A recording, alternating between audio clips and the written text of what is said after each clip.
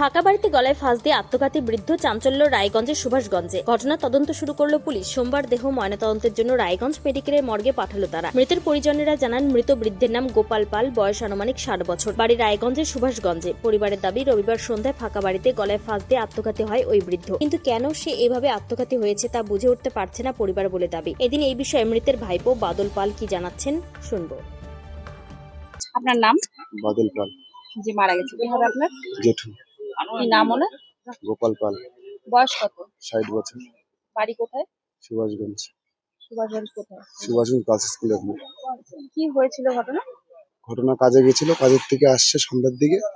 সব বাড়ির লোক তো বাইরে ছিল, ঠিক আছে, তো কেউ ছিল না, তার মধ্যে ফাঁসি নিয়ে নিচ্ছে। তো বাড়ির লোক যখন ঢুকলো বাড়িতে, তখন দেখা যায় ফাঁসি নিয়ে আছে কোথায়? ঘরে, যে ঘরে ঘুমায় সেই ঘরে। কিসের সাহায্যে মৃত্যু দিয়ে? হুম? কি দিয়ে? খিলটিল দেয়নি, এমনি মানে কিসের সাহায্যে ফাঁসি দিয়েছিল? দড়ি? দড়ি দিয়ে, হ্যাঁ দড়ি দিয়ে। আচ্ছা। কি কারণে? এখন কারণ তো আর জানি না আমি এখন। এমনি তো বাড়িতে কোনো অশান্তিও ছিল না, আর বাড়িতে এমনি কেঁচালো হয়নি। কি করতেন? কি কাজ করতেন? কাজ করতো তোমার হচ্ছে হলো ভ্যান চালাতো, ধ্যান ওই চালাতেন? ঘুগনি টুগনি যে বেচে ওগুলো বেচতে কোনো ঘুরে ঘুরে। পার্টি করতেন? না পার্টি করছে না। তো কি মানে কি কারণে আত্মহত্যা করলো?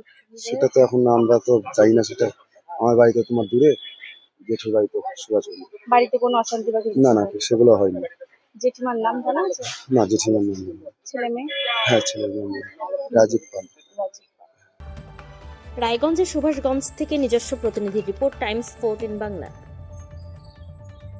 মুখের উজ্জ্বলতা হারিয়ে গেছে, স্পট পড়ে গেছে, ব্রণ ভর্তি, তাই আর দেরি না করে আজই আসুন রায়গঞ্জের চণ্ডীতলায় হেলথ প্লাস মাল্টি স্পেশালিটি ক্লিনিকে এবং এখানে পান অভিজ্ঞ ডাক্তার দ্বারা ফ্রি স্কিন টেস্ট। আরো বিস্তারিত জানতে যোগাযোগ করুন 9674895169 এই নম্বরে।